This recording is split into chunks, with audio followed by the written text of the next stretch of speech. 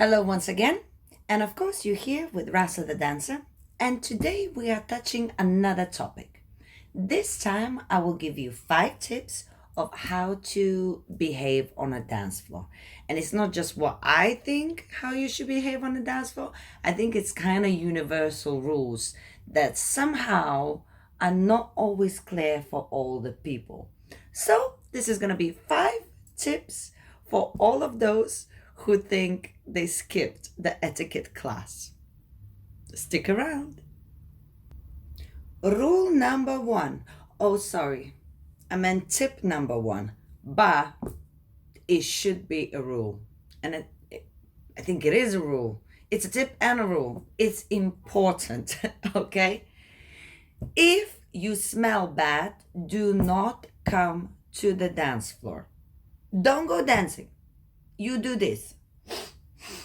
Oh, I should stay at home because clearly you wouldn't think of using a shower. Sounds so bad. It's just too many experiences that everybody goes through. And this is not just a woman or man thing. For some reason, some people are obnoxious of their own smell. Fair enough. So then, why don't you take a chance, not take a chance, and just use a shower before you come out dancing? It's really important because we dance so close together and you just cannot hide it. If it's there, it's there. It doesn't matter how much you're going to perfume, which perfume is nice as well. But if you already have some sort of odor that was accumulating through the day, the perfume is going to mask it for maybe 3 seconds, but after a while, it is the same. Does that make sense? It sounds so bad. I mean to encourage, not discourage. Just take a shower. We are really privileged. I've been talking with my friend. We are very privileged in general in European countries because we have a shower. And yet, we still, some of us, manage not to use it frequently enough. Isn't that funny? I've been in so many places in my life through dancing where people don't have a shower and they go outside their house where there's a little tap. They pour some water in the bowl and, they freshen up like this. And to be honest, none of them smell. They don't smell. And it's not because they have an amazing body that somehow does not produce smell. It's because they know that smelling bad is a poor thing. They think that smelling bad is associated with being poor.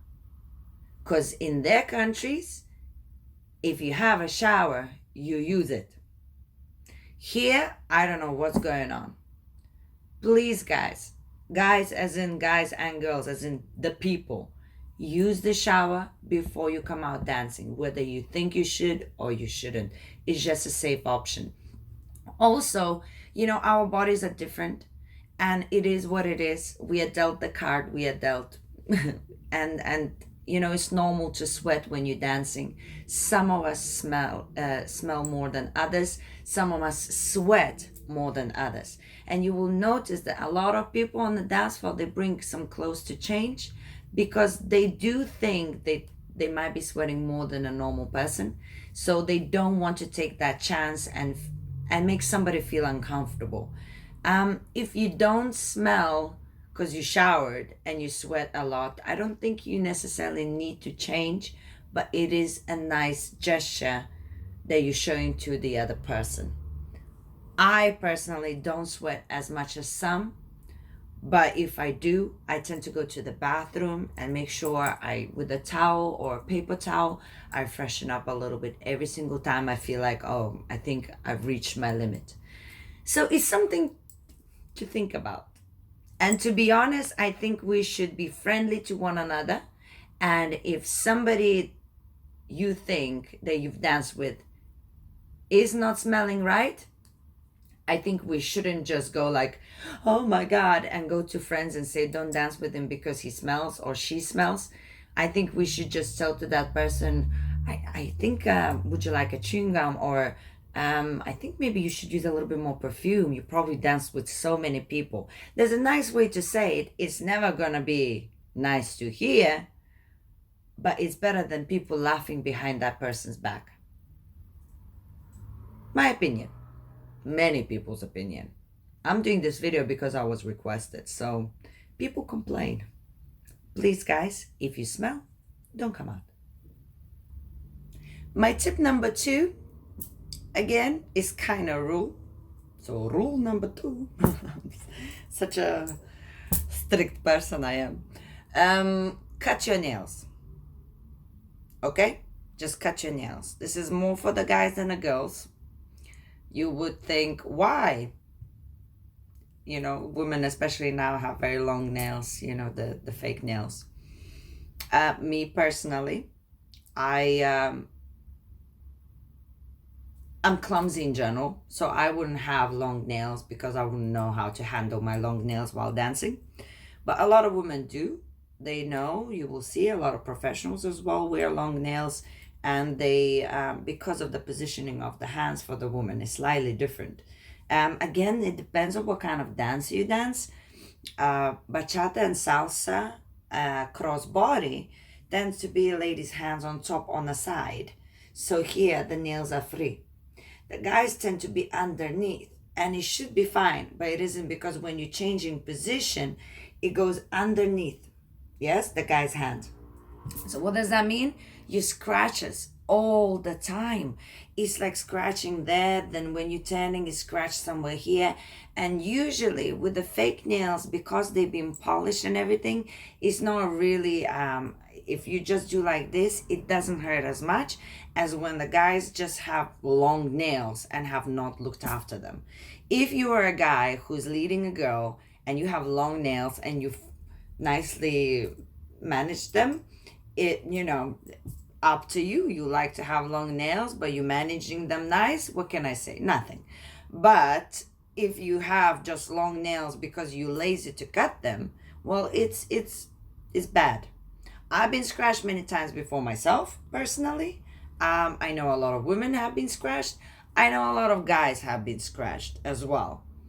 But it is hard for me to say anything about the women because the fake nails are so popular and they're doing just fine with them. You know what I need to do? I need to actually talk to a man, an experienced dancer who's been around for many years, just dancing around, and to ask, does it actually bother him fake nails? Because so far I haven't heard bad feedback about that. And you know, I'm noisy. I ask around. I've just heard a few scratches then and there, but nothing to do with fake nails, you know, the longer ones. So I'm wondering whether it's actually because people are not looking after the nails rather than they're long. It's interesting. But what does it bring is a subject of look at your nails. If they're not groomed, you either cut them off or you groom them. Otherwise, you are actually literally hurting other people and spreading your DNA. It's like insane. Please look after your nails. Tip number 3. I think I just got some fluff. Well, that's very ladylike, especially when I'm talking about etiquette. And there you have it. My credibility just disappeared. Anyway, I shall continue just in case you listen. Tip number 3, I would say, please, guys and girls, don't be rude to each other. Be polite. That's all I want to say. Because there's, no matter what the situation is, like, I have no patience for rudeness. I don't care what the situation is. You can be affirmative, you can be unhappy, you can be sad, you can be happy, you can any emotion, but there's no need to be rude.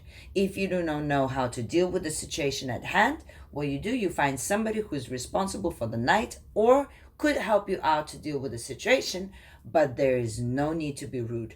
No snappy responses, no pushing and saying rude things. So on the dance floor, your tip number 3, really think about your behavior. The moment you feel like you're about to do something that is really negative, think of how to approach that situation that it wouldn't be rude. You can address it in a polite manner, but still affirmative and unhappy, and it will be just fine. You will resolve it. But the moment you're rude, it's on you. And it kind of breaks down the scene, and it just gives negative vibe to something that is supposed to be so special and bringing people together. I hope that makes sense. All right, this is a big one. Number 4, my recommendation for you is when you're dancing, please mind your space. A lot of the times the dance floor is full and people bump into each other all the time. So as a leader, whether you're a guy or a girl leading, but if you are leading, it's your responsibility to make sure that the person you're dancing with, the follower, is looked after. If you're doing a dip, you always have to look before you dip. If you're dancing in a crowded place, forget about really crazy moves. You know that if she's losing balance, she will bump into somebody. Also, you have no control over the other couple, only over yourself. So even though it looks like there's space now, any moment it could be taken over by somebody else who might have a little bit less lack of awareness. So just in general, you have to be really mindful of the space you use. If you're dancing across body, stick to the line. If you're dancing Cuban, you have to constantly be looking around, especially if you're dancing Cuban in a cross-body environment.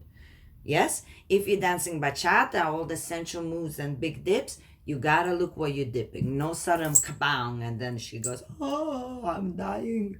Yes, so mind your space. Now, there's an interesting thing going on, and I don't know whether you've noticed it, but after I mention it, maybe you will notice. I notice I've been around in the scene for many years. Before, long time ago, we used to teach students, we as in other teachers, teach students to mind the space because nobody minded their space, right? So they needed to be taught. That, we used to even play games in the classes where there's couples around and you trying to do the combinations in a small space. We used to teach people how to dance in a small environment. Now, I noticed that the students already have been taught to mind their space. Okay? So most of the people know they should mind their space. But now what's going on? They never think it's them who didn't mind the space. Do you understand? So let's say I'm dancing with somebody on a dance floor and there's another couple and we clash. I promise you, both of the leaders blame each other. It's the most fascinating thing. They both think that they were the cool ones who know the rules and they're playing by the rules. And the guy I would be dancing with would even tell me, like, can you imagine? He needs to be learning how to mind his own space. It's crazy. So now people are aware that they should mind their own space. But, they still don't, but they think they do. So they're trying, but unsuccessfully, and hence blaming everything around. So it's an interesting one. But comment below if you actually noticed that. Comment below if you're actually dancing with a guy or the girl and both of the parties think that they're doing great with the space and that the other couple is guilty, but the other couple is thinking the same about that couple. Do you see where I'm coming from? It's a bizarre thing. So I think it brings me to the point that the teachers should actually come back into physically teaching about how to use the space, like with little exercises and stuff, not just saying take smaller steps and watch out, because clearly students are trying to watch out and take smaller steps. They're just not aware that they're not doing a good job. So I think there should be some exercises to train the people. But overall, this point is just to give you awareness that wherever you are and however you dance, please mind your space. Makes everybody happier. My final tip, tip number 5, includes venues. So I would like to ask you, all of you who go out dancing, to now and then think about the venue you're dancing in. It's not easy for promoters to get venues these days. All of the venues know that salsa people or bachata people not very heavy drinkers. So they started pricing the venues rather than giving them for free. If they price the venues, it's really hard for the promoters because they then have to focus on getting the numbers rather than making a night fun and breezy. They suddenly very worried about the money because they can't afford it. And on top of that, of course, there's the cost of damages. So if you're going to damage something in the venue, they're going to have to pay for it. So that's one. So really respect the venue that you're in. Don't, everybody knows when the floor is bad. Everybody knows when there's not enough air conditioning. Everybody knows. But what you need to know that this is the best they can do. And unfortunately, if they would try and do exactly what you think the venue should be, you would have nowhere to dance. Just because there's one venue that you've been in and it was successful and whatever, doesn't mean that everybody can find or get the same venue.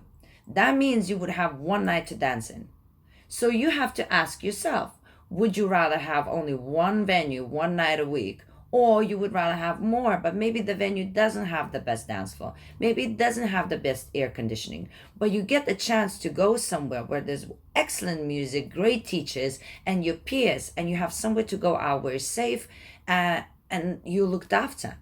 So, it's like, it amazes me. If you have feedback to give, go to the promoter and give feedback. But a lot of the times, it's like everybody's walking around and saying, well, the floor is so bad. It's like, oh, wow, you are a genius. I have not noticed.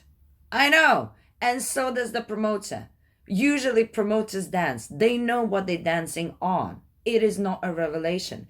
But there was nothing better that they could do at that time. Because if they could have, they would have, believe me. So be a little bit more understanding of the situation and how lucky you are that you get to dance more frequently than some other places that actually promoters are trying so hard. And also the other thing is, what's with the drinks? Okay? If you have a drink, please stand on the side of the dance floor. Because for me, it's like, I'm in general a very polite person, and it's very little that could really tip me off. Drinks on the dance floor, it tips me off. Oh my God, it tips me off. Suddenly I start breathing, and then I go and I say, could you please move with your drink to the corner of the dance floor? They usually do, because my face kills the situation, but I just don't get it. How how the brain works, that you think it's okay to come with whatever drink you have in the middle of the dance floor where people dancing with dancing shoes. I don't get it. So my advice to you is, don't do it. Respect the place you're dancing with. Have constructive criticism to the promoter directly rather than just gossiping about how bad it is, and you there, and you will be coming back anyway because you want to have somewhere to dance. And also remember this face. If you have a drink on the dance floor and this face appears, run. That's my tip number 5. This is it. We are done with the top 5 tips for how to behave on the dance floor, the etiquette of it all. And I hope you enjoyed it. I hope you've learned something, or actually I hope you haven't learned anything. I hope you haven't learned anything and you knew all of this before. But in case you haven't, then I hope my video served a purpose. And if you have some friends that you think need to see this, but you had never the guts to talk to them about it, just show this video.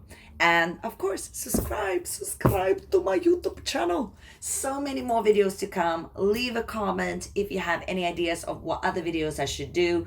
I listen to my comments, I talk to the people, and it makes my life so much easier. Guys, I love you all, and I'll see you in another video.